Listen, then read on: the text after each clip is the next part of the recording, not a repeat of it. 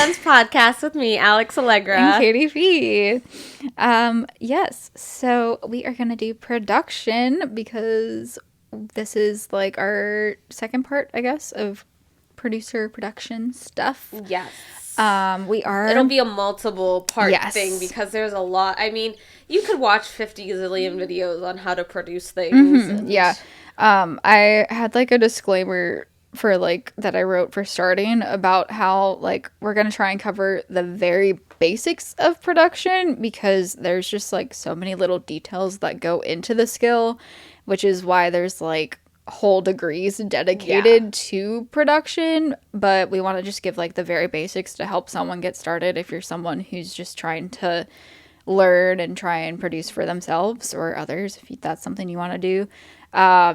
But when I was researching, it got to a point where I was like, I don't know how to cut some of this because all of it is important. So it is going to be a two-parter because of that. So we're basically going to take you from beginning through like editing, I'm thinking. We're going to keep an eye on the time and see if that changes, but that's the plan for now.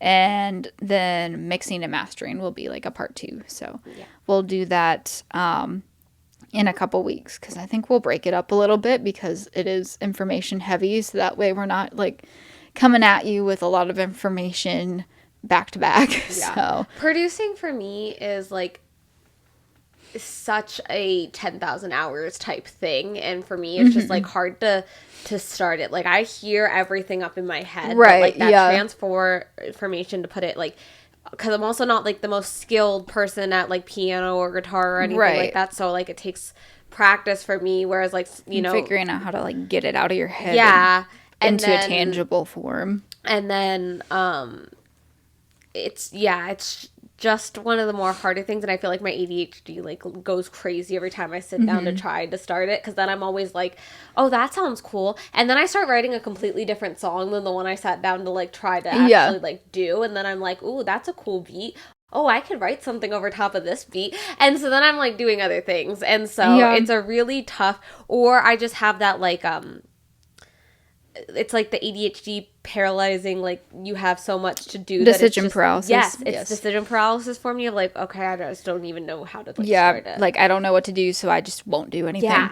I think it's also like, even if you're not trying to be a producer or produce your own music to the point of releasing it, it's a good skill to like at least just dip your toes into to get an understanding to help you better communicate with the people who are actually producing your music. Oh yeah. Because like you said with the like, you have that sound in your head, you know what the song wants to sound like, you know what you want the song to sound like, but sometimes it's hard to communicate that to the producer. Knows how it wants to sound. Yes.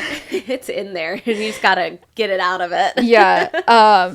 But sometimes you just have to like figure out how to effectively communicate that with a producer. And if you have a little bit of experience producing yourself, that might help you figure out how to like verbalize things. Yeah. Well, and I'm somebody who I think thinks very differently on that. Like I'm very like, it comes a little bit more innately for me, but I know a lot of people struggle with like, I don't even know how I want this song to sound. Right. Whereas for me, every time I like write a song, it's like all in there somehow. So I think it depends on the song for me, but I know there's things where it's like, some things it's easy to articulate. You just got to make sure that you remember to do it and are very assertive. Sounds aggressive, but like you just got to make sure that like you are getting the product you want and not just being like, oh, they didn't do what I heard in my head, so we're just gonna go with this version instead. Like, then you're not gonna be happy with the end result. But like, for Haven't Even Poured the Whiskey, I always, even just playing it acoustically, could hear the guitar riff. And the first version that Christian did, it didn't have it in there, but that's because I didn't communicate that to him. And I was like, hey, can we put this in there? And I went in on my Logic and kind of just made it with like a software instrument just so he could hear it and hear what I was hearing in my head. It was like, can we like add that in here in these places? And so then he went back and did it, and then I was happy with it. So it's just communicating what's in your head to the person who's doing the work, so that way you actually get the result you want. Well, and you know, Because obviously, they're not mind readers. yeah, So. being in the studio more often is going to help with that, but also just having a producer that like wants to collaborate with you. And I think sometimes there have been a couple instances like I've seen on Facebook posts of people getting frustrated with producers because they just kind of go off and do their own thing, and then they give you a final result instead of like collaborating with you. I will say with that one too, I think, because that was our first song that we worked on together. We did like the scratch take and everything like in person together, but then he did all the production without me there. And from that moment forward, we were like, okay, let's like find times where we can get together and like I can be there for it. Just, and a lot of the times it's just me sitting there and listening to him because he's like got it what I want like right away. But it's good to be in the room so that way if there are even just minor things that you want done differently, you can say it in the moment so they don't have to go back and take the time to fix it, because sometimes when that happens it takes longer. So it's extra work that way. Listening intently to songs that are already produced and like hearing maybe some interviews, like that's a good way to prep for the studio. Like if there's a song that you think is how you want your song to sound and like the style that you're going in, like maybe listen to some interviews with the producer of like how they achieved that sound, and then just listening more innately to a song and like, oh, I hear drums, or and like try to pick out instruments that you hear. And it's obviously a skill. Like I was even ear training back in high school, like that kind of stuff with classical music, and it's tough. So I get it, but it's definitely a skill to learn. And even if it's like not something that you want, just to like know a little like the basics and the terminology, and because that's also something that makes you stand out a little bit more in the studio, and oh wow, okay, she knows her shit. Or just allows you to effectively communicate if you know terminology, if you know what's going on and what's being said and the terms that are being thrown around, and then you can use those vocabulary terms as well to articulate what you want to say. Yeah.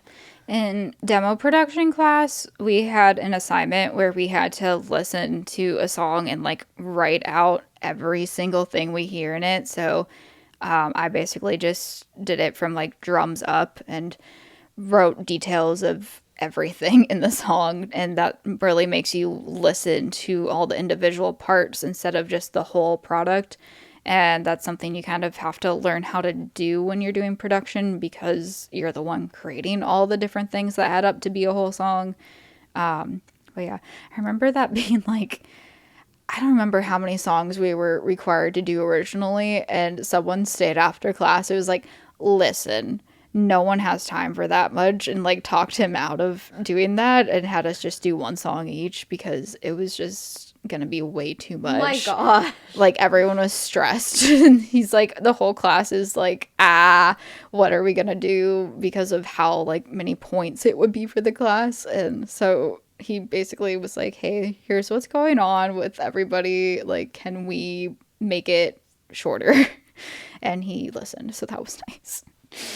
Yeah, the toughest part for me is like, I know vocals. Like I am like 100%, I can listen to a vocal track and be like, okay, this word, this little thing, oh, can we blend that? Like I can do it for my vocal tracks, but in the guitars for the most part. But then like after that, it gets a little like, do I want more EQ, and do I want this? Right, like that's the, like, where technical... it starts to be like, that's more the producer, and I'm just like, oh, it sounds good, okay. And then if it doesn't sound good, I can tell you exactly where it doesn't sound good, but that's where it starts to get like the in-depthness for me is hard. It's like, if you can tell where it's like, okay, this part doesn't sound quite right, but figuring out how to articulate what is not right about it, so that way like they know what to change, or what you know what to change if you're doing it yourself too. So yeah.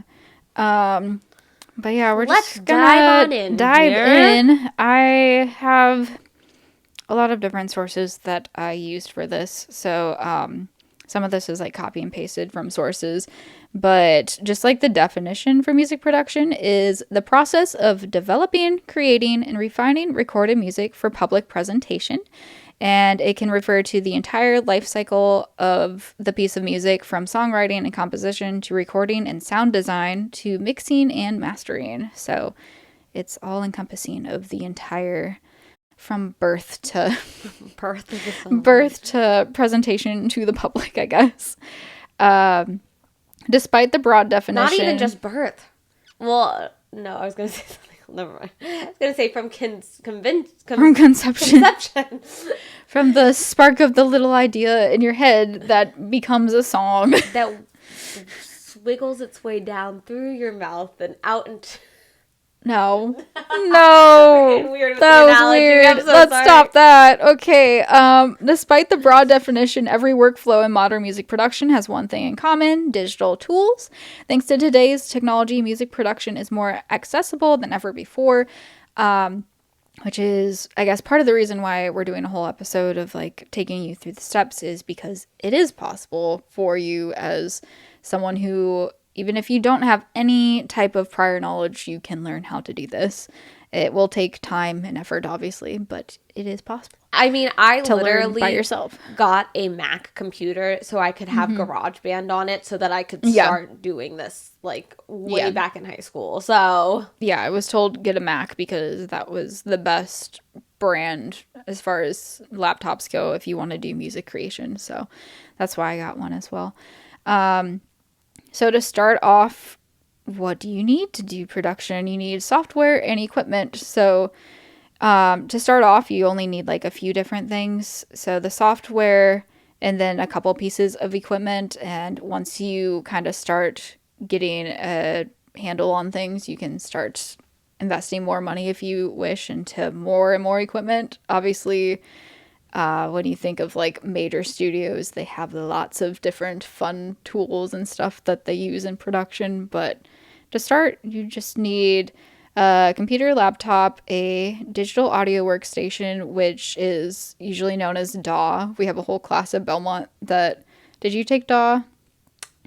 maybe I don't remember. I know Okay. I wanted to because it connected to the Yeah. other one. It was a prereq for demo production class. So DAW class literally like taught you how to use Pro Tools, which is another version of their software programs basically. And so GarageBand or Logic, Pro Tools, Ableton, PreSonus, Studio One, and That's what I have. I'm sure there's other ones too. Those are examples of the software programs called DAW. And you said you have PreSonus. I think I have the same audio interface as you, and that's what it comes with. But then, like, I don't think there's a way for me to get it on the Mac. So that's when I started to use GarageBand and then eventually Logic when I decided to pay for it. I think you have to get it through Stream if you use that software. Because I know it came with, like, a And it comes with a CD. CD that you can put in. So Yeah. I'm like, I don't have a way to put a CD in my laptop. So, Yes, you do.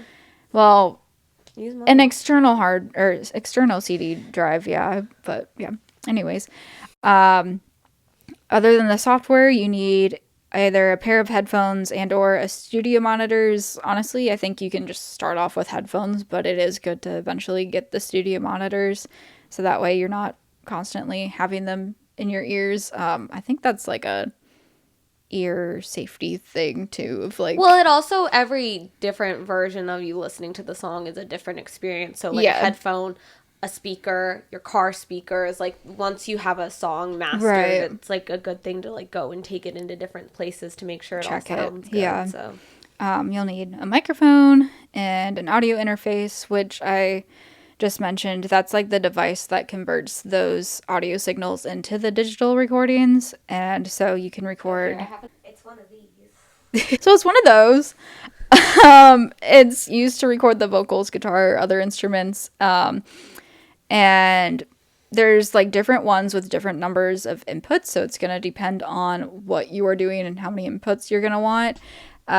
Typically 2 inputs is good to start out, because then you can plug in a mic and a guitar if you're doing like a direct input of a guitar, versus recording a guitar with a microphone, which, I mean, you could have 2 mics then for that too. But for us, we have 2 inputs because we have 2 mics, so it works out well. Yeah, this is For just now. my little studio portable setup that I Yeah. normally have out wherever I have home base. So, Yeah. And then another thing that is good to have, and I don't really have one because you could also use just like your laptop keyboard, but I will say it will make your life easier if you have a MIDI controller, because it's just easier than using the keyboard on your laptop. But that's a physical interface that allows you to control the sounds or functions from devices that work with MIDI, including your DAW, plugins, and other synths. And what MIDI is, it's the language that allows electronic music instruments and computers to communicate and connect, sending information about what notes you play and how you play them. So just like another digital, it's like a language for the digital instruments, basically. And so if you're doing any type of digital instruments as opposed to physically having a piano, you can use one within the software. And there's so many different instruments that softwares come with, and there's different add-ons that I know you can add to different softwares to really get those sounds that you want. So that's kind of one reason why production is so accessible now to everyone, is that you don't necessarily have to know how to play, say, a banjo. You can just, like, if you know how to do a piano, basic piano, you can basically play banjo with piano keys on the MIDI controller and get that sound into your song. So, or just having a really good electronic keyboard, because yeah, even that's even true. my cheap one has a bunch of sound banks in it, and then you can just play with it and then hook it up to the MIDI. I think I hooked mine up one time for a demo production class, but otherwise I've just not wanted to take the effort to plug it in and all that stuff. So I've just gotten by with a keyboard for what I've done. It's just kind of annoying to have to figure out, like, okay, so D on a laptop keyboard is E on the keyboard for like music note wise and things like that. So that's why it's kind of easier to just have the MIDI controller that's an actual piano keys, because you It's don't have also to easier convert them. to like actually like flow with the song. Sometimes it's playing really like wise is hard chunky too. to just do it on your laptop, and you're like, dun dun. And then dun. it takes time to like go in and edit that. Like, it's easier to get the timing of the tempo and everything right with a keyboard, with an actual piano keyboard, because it's just easier to play versus like taking the time to think and like kind of like, I guess, transpose in your head what keys are what. Sometimes throws you off timing wise, and then you have to go in and individually edit the timing or even the notes if you hit wrong notes. So it does save time and makes it easier if you get a MIDI controller to do that with. Another thing, if you want to cut initial costs even more, I will say that if you're researching, you'll find that USB microphones exist too, where you can just plug directly into the laptop. I would say just go ahead and invest in an audio interface. It's going to make it easier, because then you have that ability to plug guitars directly in, or any instrument that has a 1/4-inch cable. And you just have better control over just like the audio processing. You have more control over that and more advanced audio processing. So I would say just make the investment. They're not too, I want to say they're like, that one's probably around 100 for the one that you and I have. I don't remember. I got it for Christmas, and I got it a long time ago. So I got my stuff in high school. I want to say I maybe spent 300 max for like the audio interface and a microphone, and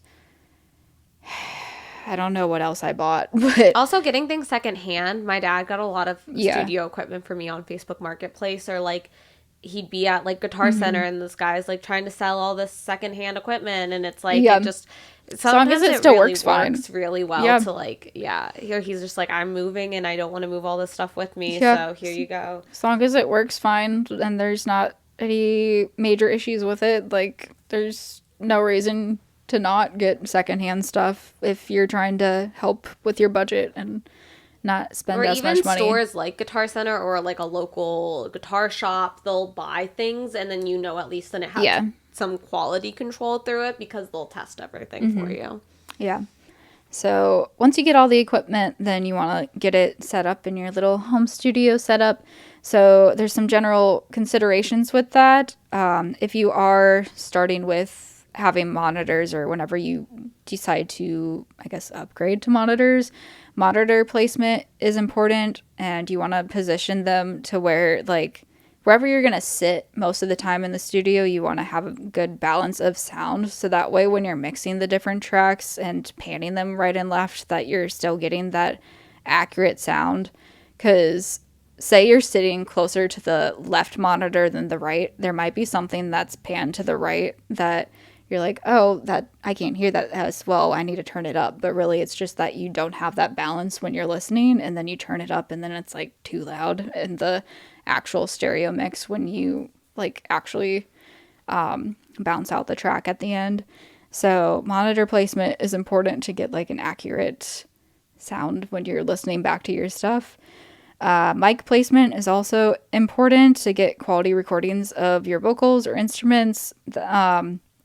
Not everything can be fixed with editing, so it's just better. And even if it can be fixed with editing, it's honestly just better to get a good quality recording from the get-go because it saves time and stuff too. And I think the overall sound can be affected sometimes if you do have to do like vocal like pitch editing or tempo editing and stuff. It's like a picture. If you're a photographer, you would rather do everything on set and in person than go back and edit because it saves a lot of time and money, but also there are some things that like editing just can't get rid of, or like no matter how hard I try to get Aunt's dog fur out, sometimes I just miss something.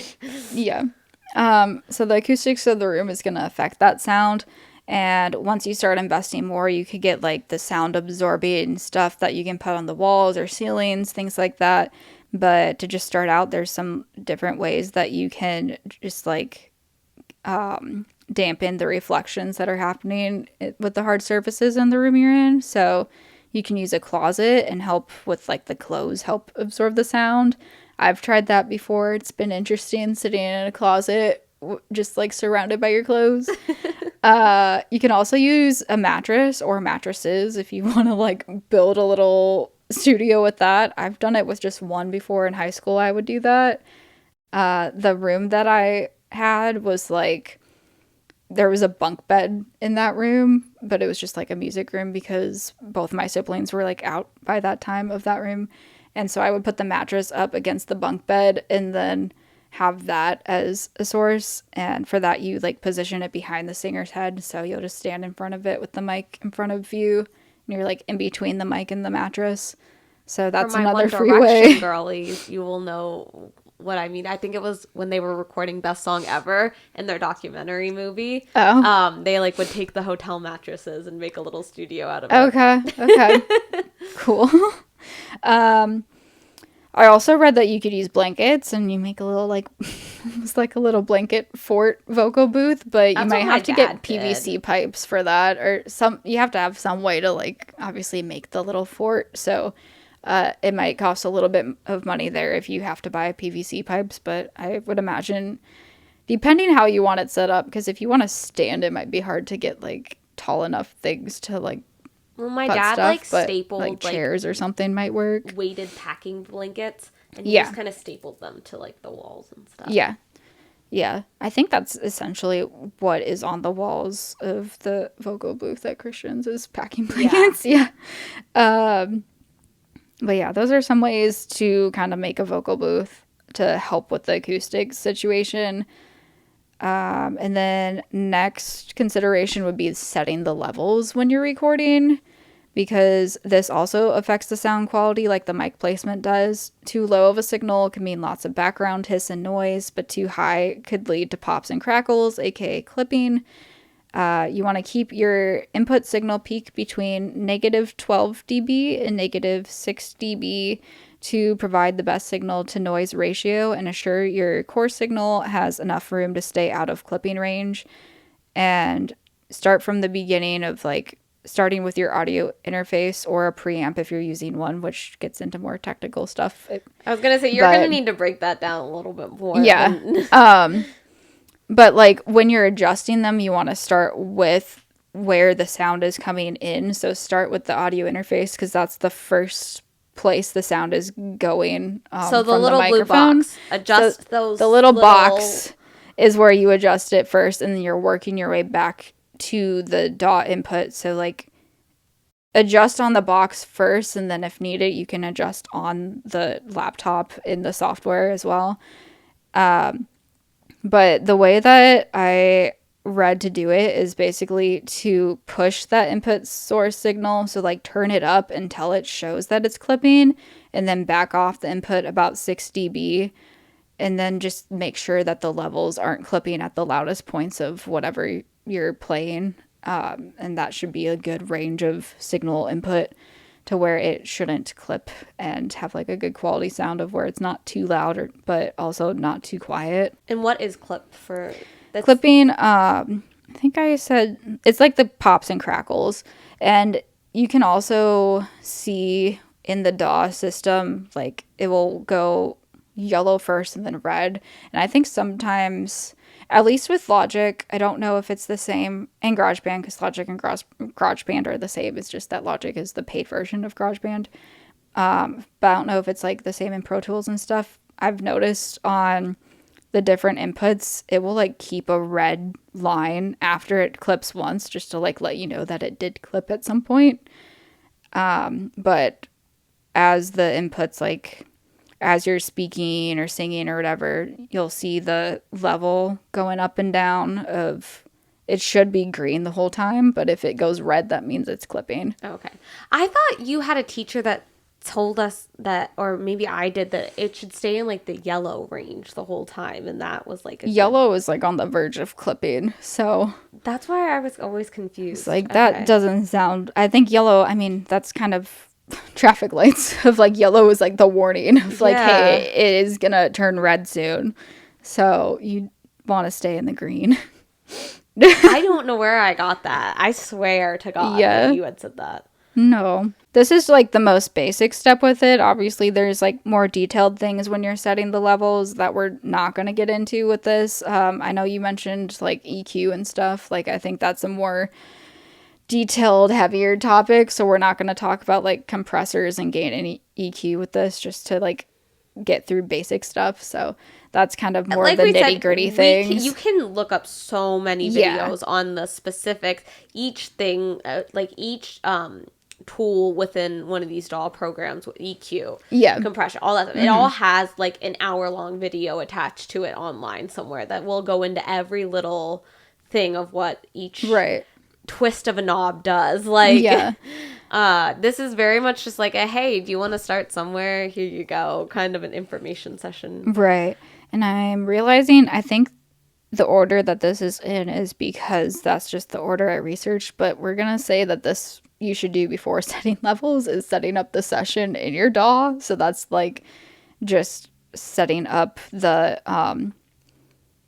all the settings of stuff of like, every DAW is going to look a little different, but when you start a new session, it should allow you to set up like the tempo and the key and time signature and the sample rate. Tempo, key, and time signature is fairly straightforward. If you do music, you know what those are, and you just got to figure them out for whatever song you're doing. Sample rate is like very more technical jargon, but we're just going to say most likely you're going to set it to a rate of 48 kilohertz is like the standard. So I'm not going to go into the technicality of what a sample rate is, because that's just a lot of stuff you don't need to know. Just set it to 48.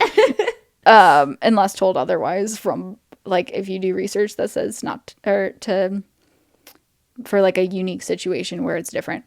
But typically that's what it is. Once you are in the session, then you can like create the tracks for each of the instruments in your song. And this is something like, depending on what your preference is, you can set up all the tracks for all the instruments that you are going to plan on doing for the song, or you can just kind of set them up as you go, of just set it up right before you record that one. It's really up to you. But there's also an arrangement tool typically where you can lay out, like, label, okay, this is the intro, this is the verse, chorus, and lay out the song to make it easier to find those sections of the song.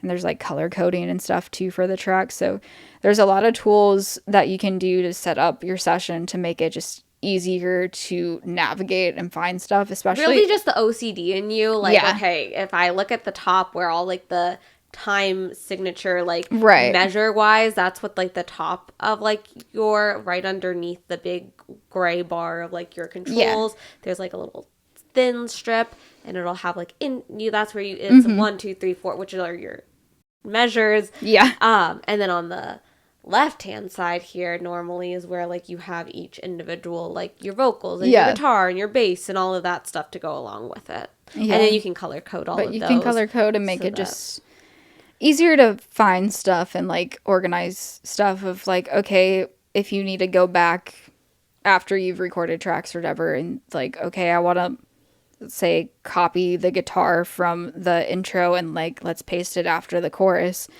like, and that's yellow, so you just got to look for the yellow track. So it makes it easier to find things and navigate when you're working on stuff. But that's pretty much it for like general considerations and just kind of getting all that set up. And now you're ready to start recording. So basically, you'll typically start with a scratch take to give the outline of the song as a guide. So that way you can just like hear the melody and the vocal, and a basic guitar track is basically what the scratch is, of just vocal guitar. That way you know where you're at in the song, because you usually start from the bottom up is kind of how I view it, of starting with the rhythm of the drums, percussion, tambourine shaker, things like that. And so it's kind of good to have that vocal to hear as you're doing that, and the guitar for a basis. But like I said, start with drums for the actual recording of tracks. And then you're going to lock in the rhythm section by adding bass next. And both of these lay a good foundation for your song to build on. And you just kind of keep going up from there. So then harmony instruments, you can record the actual guitar take, and then you can get rid of the scratch guitar for that. And scratch vocal is going to stay for a while. But guitars, keys, mandolins, your scratch banjos. vocal really doesn't, until like the song is basically put together, then you kind of go in and do your vocals. Then you do the full vocals after all the instrumentation and everything's done. So the scratch is going to be there for a while. That was my worst obviously thing you about gotta this. remember that it's a scratch, because I know that there's times where I'm like, I have to hear it back over and over again. That's what I was just about to say. Yeah, and I was cringe like, at yourself for a bit. the single I have coming out with the scratch, like he sent it to me with just the scratch, because you kind of practice it or whatever. And my producer sent it back, and I was just like, "Why are you listening to this? It's out of key there." I was like, "Ah."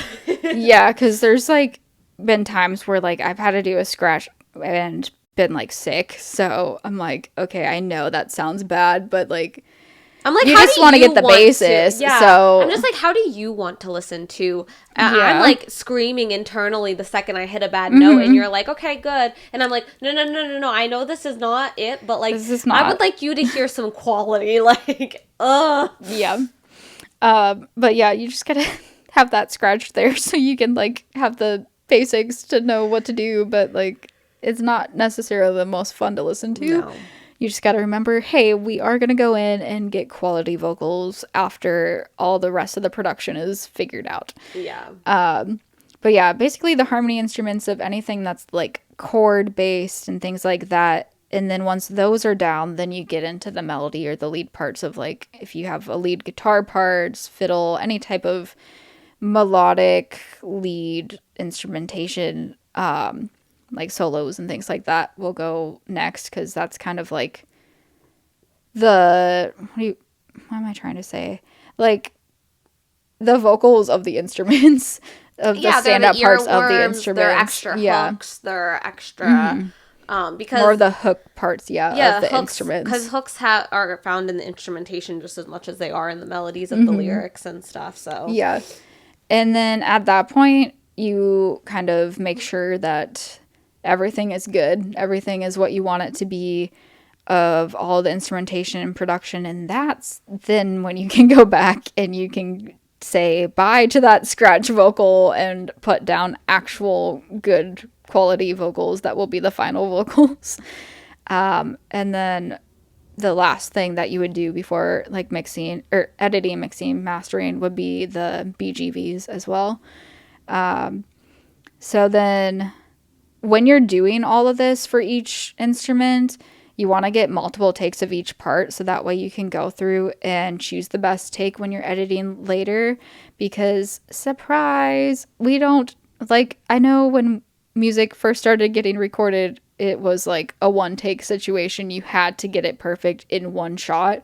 But technology now, it's like you can clip and edit and put things together. So that way it's like, okay, well, this was good here, but then like that word at the end of the line was bad. So we want to kind of take that from a different take and kind of put it all together and into I've a had comp track. producers literally go through every single word and every single take and pick out the best word and say, okay, this one, like, and we'll chop up every single word that way. So yeah.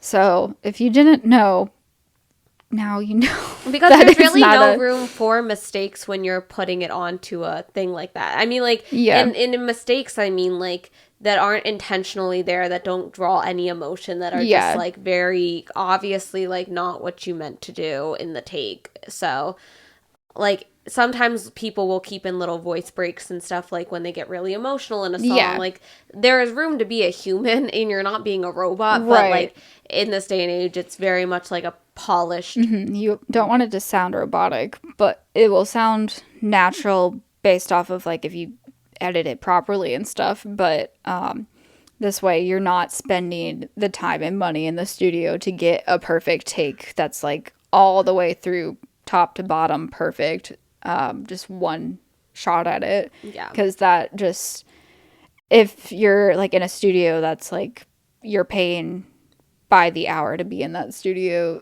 and you're taking forever to get it perfect take, it's gonna eat up your money that way, and it's just wasting everyone's time to do it that way. So technology has really come a long way in that we don't have to do that now like they used to with like, well, they used I think to back even in like Sun Records days like, of like, oh, and then they'd take it from a different copy of there's like that too. the records. I think I said earlier about like these don't have to all be physical instruments. You could utilize software instruments. There's also like samples and loops that you can find in the software. So obviously those will be used by like a bunch of people because they're available. So they might not be the most unique thing, but you could play around with those and add those to your song as well if you're wanting to, or even just to draw inspiration and get ideas of what you want to do for different parts. You can go through the loops and stuff in the DAW. And that's why it's important to have the tempo and key right from the beginning, because those, if you use any of those kinds of things, you can't change the key after the fact, or it will, like, if you say your key is E and then you go and find a loop sample, but the loop's in like not, A or something. Well, no, the loop will be in like in E, but then if you like change it and you're like, oh, I want it in C for this loop for whatever reason, and then you pull it, well, now your whole thing's in C, and then it just messes with like everything, because sometimes it can sound different on the loops, and like it's not, like, it's a little weird. And then tempo wise too, you can't like adjust the tempos on the loops unless like, because I know when you're searching loops, there's filters for your search. So it will like filter it based off of the key and the tempo. And then you can even go in and like it has filters for different instruments or different like vibes even. So but you I know can kind of search that way as well. Take sample loops, and that's how he made some of his stuff in the beginning of his career. And he would just like take a harp and then slow it down and then like adjust some levels on it and like make it sound really unique and cool, and then it would become a beat. So so the next step is editing, but I feel like you can kind of go back and forth between recording and editing would probably be a better way to do it, honestly, because if you're going through and putting together your comp track, which, what is comp? Does comp stand for something? Composition. Is it just composition? Because that's just what you call the track of like taking all the best takes and making it into one track. That one track is called a comp track. And it's kind of good to do that as you go, because if it's for an instrument and you have your instrument out and say you put it away and then later on you edit it and you're like, wait, I need a new take because I didn't quite get it in these ones that I have, then you have to take it back out. So it's kind of good to edit after you get your takes and see if you need another take. And that way you're not taking your instrument back out and all that stuff. So it's more seamless to kind of do it that way. Especially when you're working with studio musicians that are there, like get all the takes that you need. Like even if, like they always say to just do one extra one just to be sure, so that if you go back and when you start editing, when you don't have that instrumentation there, then you don't have to like scramble to either get them back in or just like find a replacement for that sound. So yeah, I know we do that too with like vocals. We'll do like 3 or 4, however many takes of a verse, and then comp that together before moving on to the next verse, because that way we make sure there's not anything missing that we need to go through and take another take on it. But once you have those clipped all together onto one track, you're going to want to create smooth transitions with it, with the volume fades. So at the start of a track, you can like fade in and end of the track fade out, and then there's these cross fades that you do. They look like X's in between individual clips of tracks, and that's just to like help prevent clipping and make it like a seamless sound. And that's what's gonna make it so you don't notice when it goes from one to another. And that's kind of part of what makes it possible to edit different takes together and make it not obvious that that's what's happening.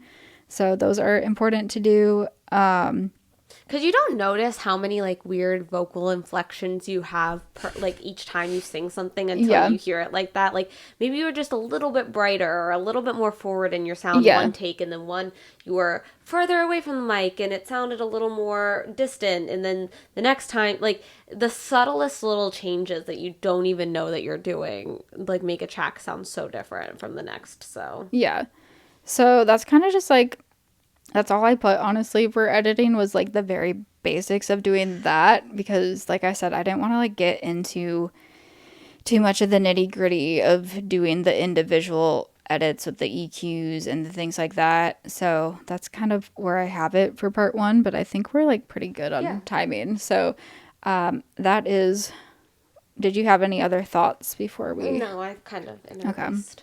Yeah, cool.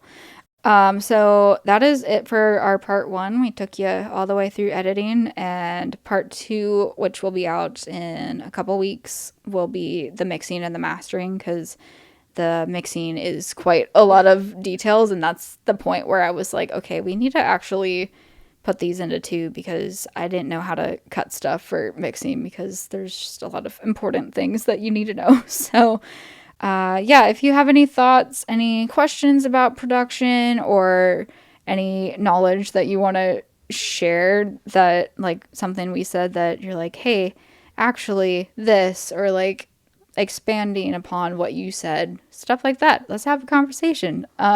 Send it to our email at themusiclenspodcast@gmail.com, or on socials, we are at the Music Lens Podcast. You can follow Alex at Alex Allegra Music on all socials. You can follow me at Katie Fee Music on all socials. And we will see you next time. Bye!